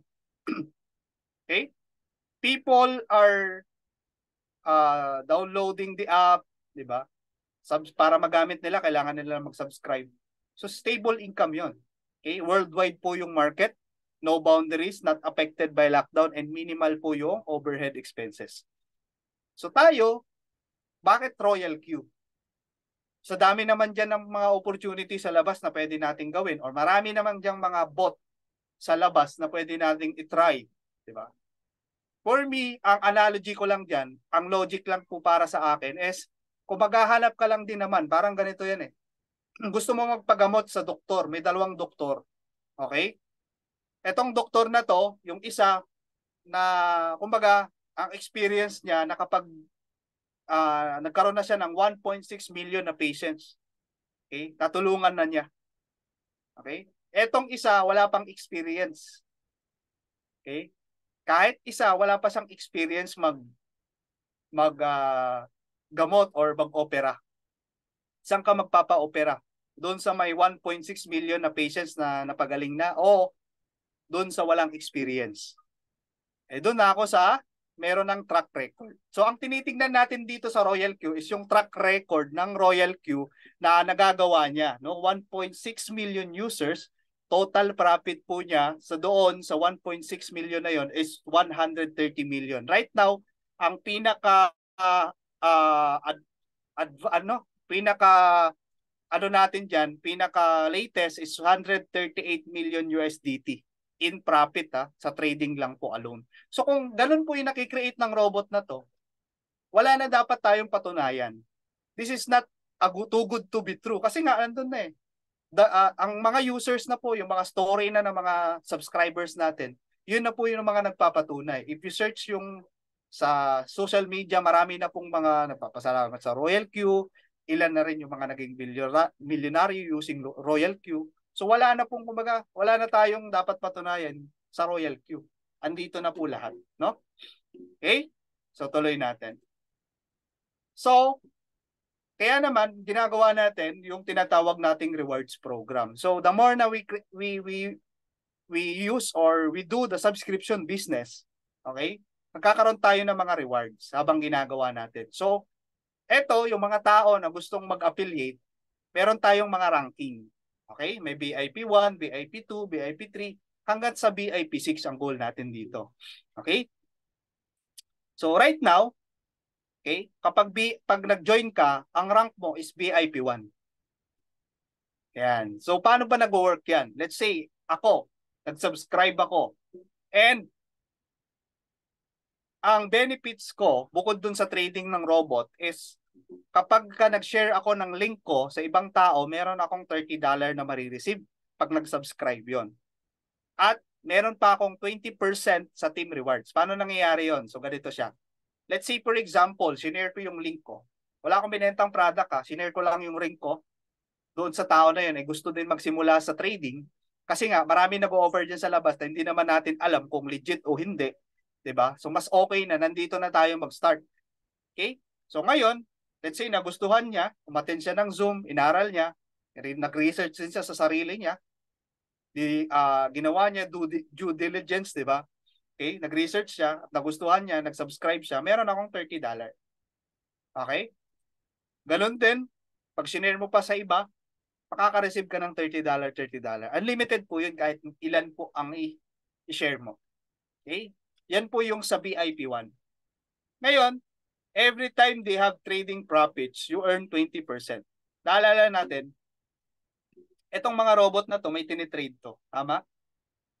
Ngayon, every time po, itong mga robot na to nag-earn, meron din pong papasok na earnings po sa iyo. Yun po yung tinatawag nating 20% of their gas fee. So, ibig sabihin, kung araw-araw nagpa-profit yan, araw-araw rin pong may earnings na pumapasok doon sa iyo. So, yan ang kagandahan dito na kahit, kumbaga, magsimula ka lang doon sa subscription, for example, yun lang talaga ang kaya mo, okay? Ang kagandahan yan, you can accumulate or generate USDT na pwede mong gamitin na ipa-trade din doon sa robot mo. Yun po ang advantage doon, di ba? Okay, so tuloy po natin. So yan po ay VIP 1. How about kung VIP 2 na ako? So paano din ako magiging VIP 2? So kapag VIP 2 ka na, ang benefit mo is may reward kang $40 every time you share your link. Okay, nag-register sila sa'yo. Plus 30% sa team rewards. So paano nangyayari yon? Let's say for example, kung gusto mo maging VIP 2, kailangan meron kang 3 na tao na direct, ibig sabihin na nakakonect sa'yo directly. Okay? So, galing sa link mo, itong mga tao na to. Plus, 17 na tao na kahit hindi na po sa'yo yan. Kumbaga, itong mga tao na to nagandahan, they share the opportunity. Okay? May chance din sila mag-earn. Okay? So, ang kagandahan nun, kasama sa bilang mo, yung mga taong nashiran din nila. So, that would be yung VIP 2. So, magiging VIP 2 ka na po. Okay? So, paano ka kikita dyan? So, pag VIP 2 ka na, ang mangyayari po dyan, every time po na mag-share ka ng link mo, meron ka ng $40 or 2. Sa peso po, ano yan, 2,200 right now. Okay? What if, no? Coach, what if, etong nag-shineran ko ng Royal Q, shinare din yung link niya sa iba. May kikitain pa ba ako doon? Oh. Meron pa ba akong kikitain doon? Yes, meron ka pong kikitain na $10 pag VIP 2 ka.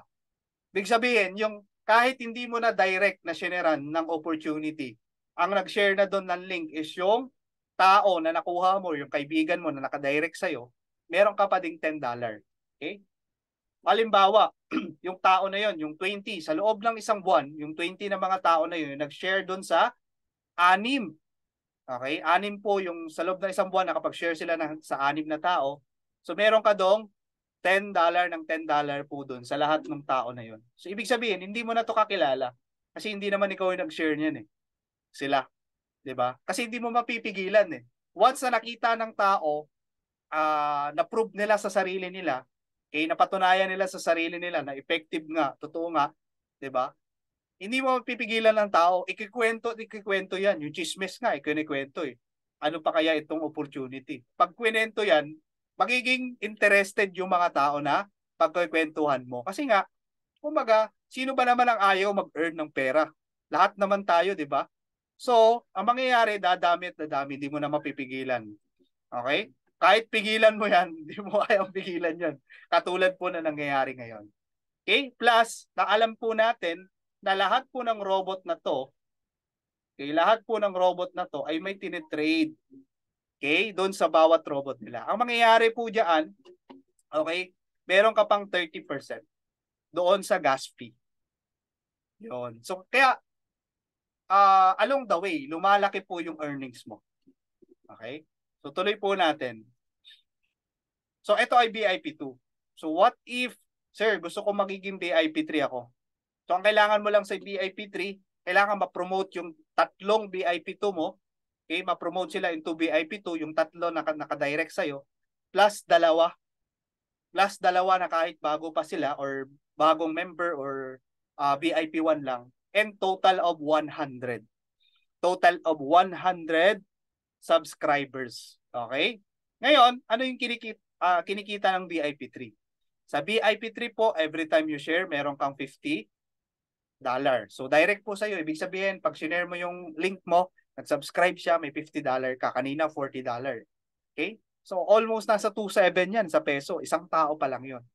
Di ba? Ngayon, meron ka pang indirect referral na $20 plus 40% na gas fee. So, lumaki na ngayon yung income mo sa affiliate. Which is, eto nga ang kagandahan nun eh.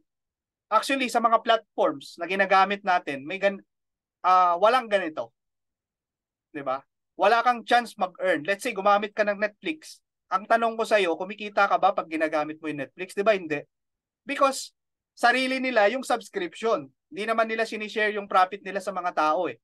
Gumamit ka ng ibang mga platform na gumagamit din ng subscription business model. Like Globe or Smart. Di ba? At iba't iba pang mga platform. Ang tanong doon, nag-earn ba tayo while we are using those platform? Hindi, di ba? Ang kagandahan sa Royal Q, shinare niya yung profit niya sa mga taong subscriber niya, sa mga user. Di ba? Shinare pa niya yung profit niya na kahit naman na wala yan, okay lang eh. Kasi may pinuprovide naman siyang service which is effective naman talaga at marami naman nag-earn. Kahit wala na to. Kaya lang, ang inisip kasi ng Royal Q, may mga tao kasi na may pangarap pero maliit lang din yung capital or yung kakayahan. Kaya yung mga tao na maliit lang yung kakayahan, pwedeng sumabay. Okay? Kaya fair po tayo. Wala pong pinipili. Yun ang kagandahan sa Royal Q na nakita ko. Okay? So, tuloy natin. Ayan. So, hanggang VIP 6 po yan, yung ranking natin. And, etong kwento nito, no? Ito story po. Ito po ay bukod na earnings to. Kanina yung pinakita ko is trading. Ito naman po, yung pinapakita ko sa inyo is earning sa affiliate. Once na ginawa ko ba yung affiliate, sir, magiging worth it ba? So, ano na lang natin, tignan natin sa gumawa rin ng affiliate. So, April 19, 2021, okay, nag-start yung tao na to. Okay. Shinare niya yung opportunity, shinare niya yung Royal Q, kumita siya ng $30. Okay, nag-subscribe sa kanya. Next day, April 20, 2021, ito na yung 20% niya doon sa profit or sa gas fee. Kasi kumita yung robot ng tao na sineran niya eh. So nag-profit. Meron siyang kita na konti, di ba? Okay. On the third day, ang nangyari, nag-share sa tatlong tao. Kasi dito, 3 times 30, that's 90. Tama ba? So tatlong tao nag-subscribe sa kanya sa araw na. Okay?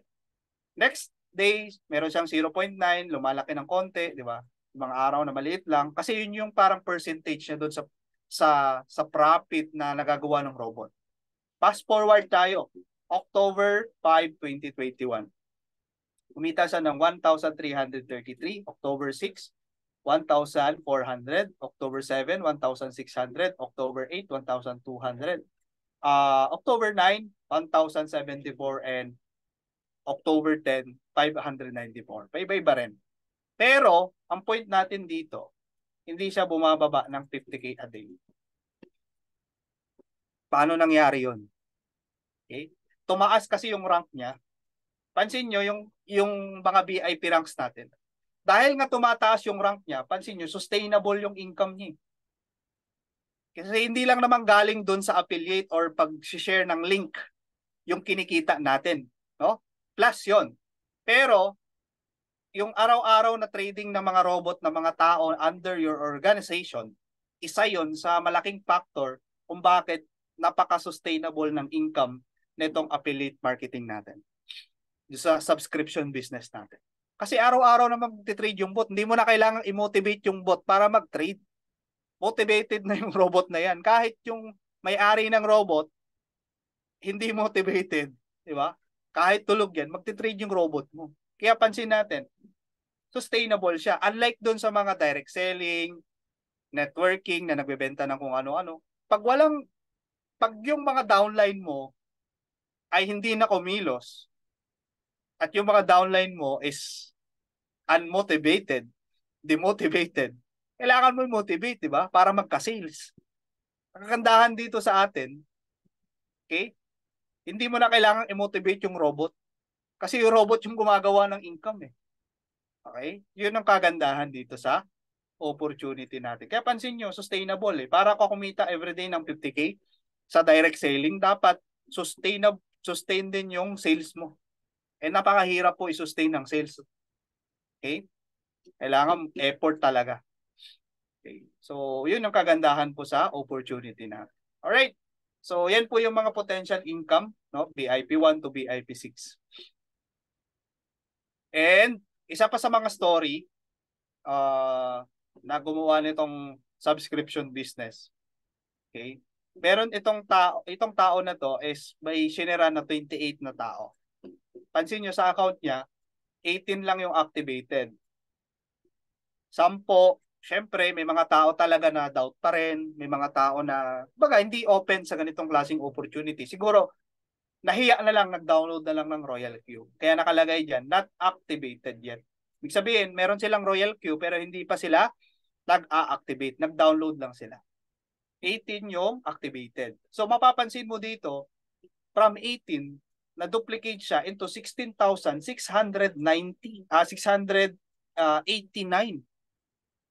Okay? Etong tao na to, ang rank niya na is VIP 6. Tignan natin kung magkano yung kinita niya. So, yan. Okay? Yan po yung naging income ng tao na yun. Pansin nyo dito, pumapalo po ng 11,700, 11,600, 11,418, 12,467 USDT po yan, ha? Okay? Baka sabihin natin, too good to be true. Hindi po. Totoong screenshot po yan. Ayaw lang natin pangalanan. Pero ito, pansin nyo yung INR, hindi po to Pinoy. Okay? Etong tao na to ay Indiano. Kasi Indian rupees yan eh. Okay? Indian rupees yan. So sa Pilipinas, wala pang kumikita ng ganito ha. Meron, malapit na. Okay? So itong tao na to is nasa India yan. Kasi INR eh. So kumikita siya ng 550K a day. India yun ha. Piruin mong India, napakahirap na bansa. Pero if you are earning ng ganito kalaki dun sa bansa na yun, isa ka na sa mga masasabing mayaman, di ba? Dun sa India. Kasi kumikita ka ng 550K a day. Di ba? Lalo dito sa atin, kung ganyan yung income mo. Di ba? So, kumbaga, itong story niya, pinapakita lang natin na kapag ginawa mo yung subscription business, is worth it po siya gawin. Kaya nga niyang palitan yung career mo na ginagawa mo ngayon. Eh. Okay? Same din naman ang gagawin mo, mag-e-effort ka rin naman. Eh. Araw-araw ka rin papasok. Di ba? Dito, unlimited ang pwedeng maging income mo. Okay? So, yun po ang kagandahan po ng subscription business model. Okay? So, isa po yan sa mga testimony na meron, no? Kumita po siya ng 38.9 million over the course of pagro-royal queue niya. 38.9 million pesos kung convert natin sa peso. Itong $779,213. Okay? Kumbaga dito, pag maghahanap ka ng opportunity, wala kang makikitang ganyang kalaki na pwede mong kitain. Okay? Dito sa atin, sa Pilipinas. Okay? So, meron din tayong profit sharing, kaya pansin mo, may araw siya na kumita siya noong November 1, 2021, kumita siya ng $65,475.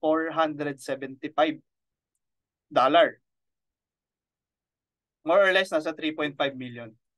Kasi pag VIP 6 po kayo, okay, makakasama kayo dun sa tinatawag nating profit sharing. So every month po, yung buong sales ng Royal Queue, pagsasamahin, paghahati-hatian ng mga VIP 6. Okay? Ngayon, ang naging naging profit sharing niya, umabot po sa 3.5 million. Biruin mo kung ganun yung kinikita natin, ano? Siguro lahat na ng pangarap natin, nabili na. Okay? Pero, mangyayari yan. Kasi nandito tayo, iisa lang naman tayo ng business na ginagawa. Okay? Nauna lang sila. Kung may nakagawa, meron pa pong makakagawa ng masigit yan. Okay? Yun lang yun. Okay? So sabi nga dyan, I just make my first $1 million with Royal Queue. This is a great achievement in my life. I like not believing in a short time. So my life has changed 360 degrees and may my success inspires you all. Okay? So yun po yung parang message niya. Ayaw rin niya maniwala sa, sabi niya nga, I like not believing in a short time. Hindi rin siya naniniwala sa short time, pero nangyari because of cryptocurrency, because of AI, because of this innovation. Mas pinadali, mas pinakonvenient yung pagkita natin ng income. Okay? So yun po yung advantages nitong ginagawa nating opportunity. Yan. So kung baga satisfy na tayo, okay? So pag gusto mo nang mag-start, meron po ritong breakdown kung magkano yung sisimulan mo. Una, Royal Q AI activation, annual activation po kasi annual subscription po yan. So 120.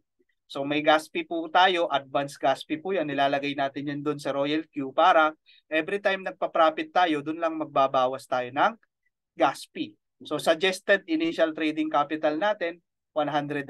So transfer fee from Hobby to Royal Q is $1. So all in all, 241. Let's say hindi mo kaya yung 241 kasi right now, ang 241 ay pumapalo ng 14K. Para sa may pera, this is good for you. Kung may pera ka, hindi mas maganda. No? Mas maganda kung lalakihan mo rin yung initial trading capital mo. Kasi nga, ang binibili mo dito yung time, yung oras.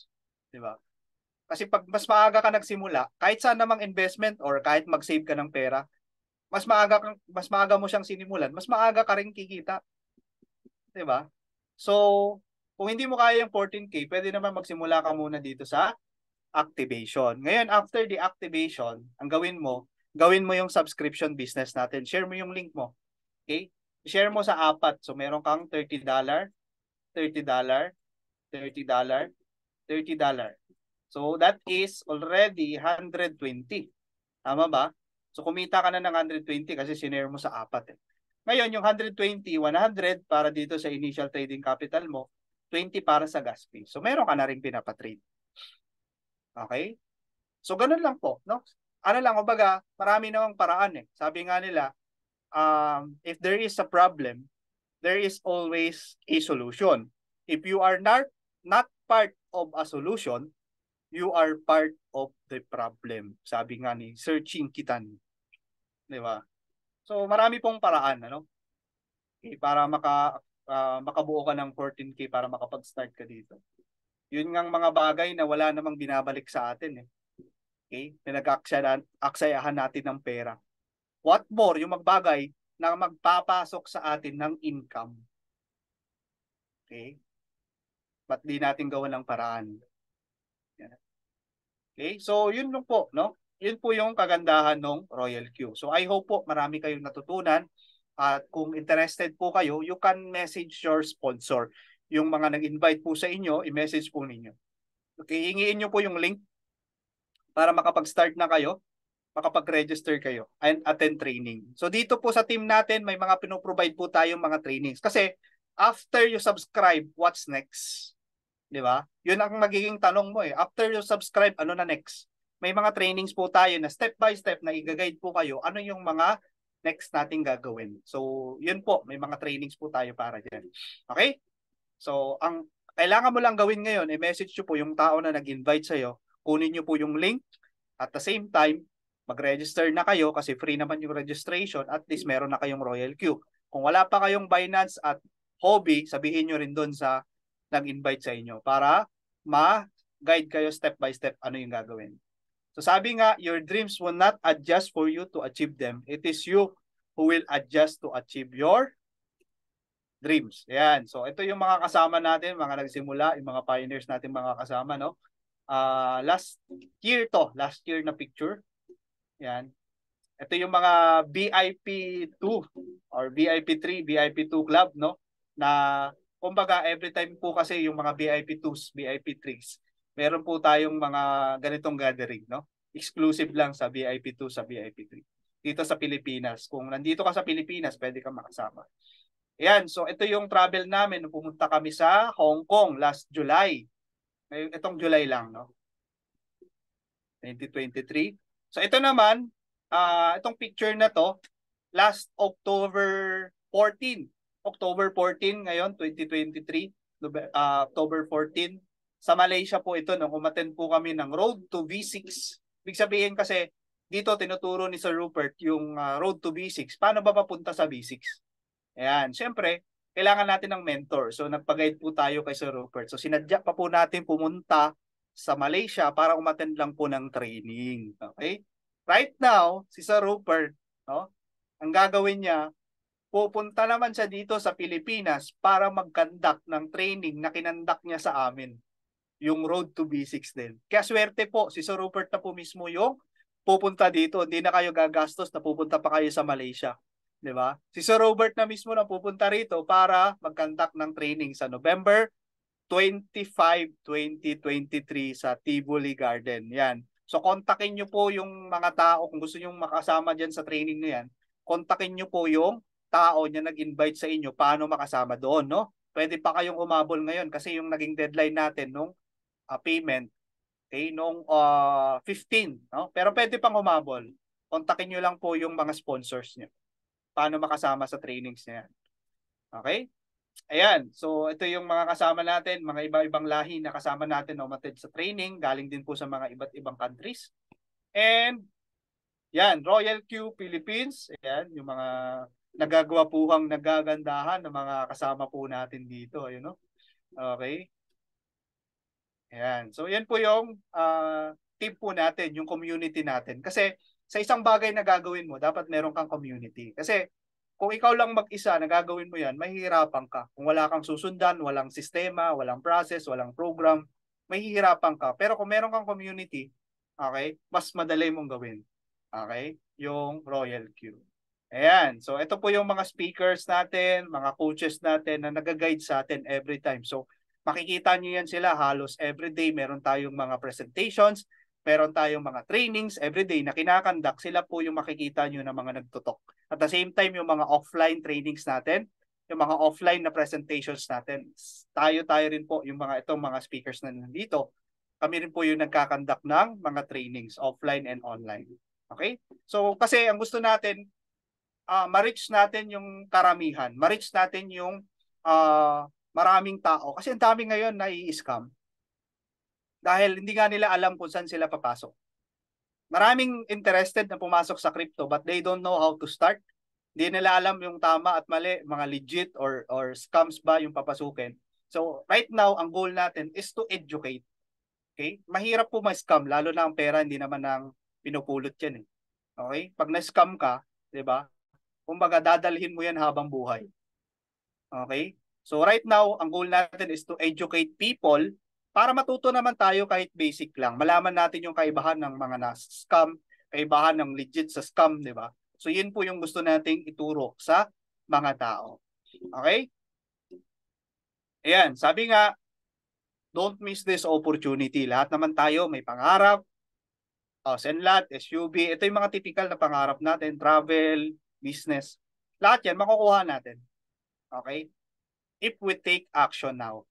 Kung gagawa ka na ng action ngayon, okay, mas mapapabilis mo na rin yung success mo. Okay? Katulad nung ginawa ni Mark Zuckerberg. Nung nag-start siya ng Facebook, sinare niya yung Facebook sa 5 niyang kaibigan. Alam niyo ilan naniwala? Okay? Naniwala dun sa 5, 2 lang. Nag-show up, 2. Pangalan nun si Dustin at saka si Eduardo. Nung yumaman, lumaki na yung Facebook, kasama sila dun sa shareholder. Okay? Yumaman ngayon yung 2. Sabi nga ni Mark Zuckerberg dun sa ano niya, sabi niya, nothing is more expensive than a closed mind and a missed opportunity. Taking action when real opportunities are before you is very important. So open your mind to the possibilities that surrounds you. Okay? Normal lang naman mag-doubt tayo. Okay? Para mawala yung doubt at takot natin, we have to gain knowledge. Tama ba? Kung knowledgeable tayo sa isang bagay, hindi tayo kakabahan. Nuggets natin. So yun po yung ginagawa natin. So bago kayo mag-start, minake sure natin, pine-present po namin lahat para alam nyo ano i-expect nyo dito. Okay? This is not get rich quick sim. Okay? Kung naghahanap kayo ng mabilisang kitaan, hindi po ito yung ano doon. Okay? So meron tayong mga proseso na sinusundan, okay? Mga process or system na sinusundan dito para mag-earn tayo. Yun po yun, no? So, I hope po marami kayong natutunan ngayong gabi na to. Okay? At the same time, syempre, gusto ko rin mangyari po sa bawat isa, mag-take action tayo. Okay? Mag-take action tayo. Actually, marami namang pwede nating malaman kung legit o hindi. Mag-search ka lang diyan sa internet, malalaman mo na, di ba? So, do your own due diligence. So, hindi namin sinasabi yung mga sinasabi namin dito na perfect to, no? You can do all your research. Okay? So, yun po yung paalala namin sa inyo. But para sa amin, ito na yung best opportunity na nakita natin ngayong panahon na to. Alright, so thank you so much po sa mga naka-attend. Alam ko mag-open pa tayo ng Q&A. Babalik ko po muna sa ating sa ating MC yung ating mic. Yan.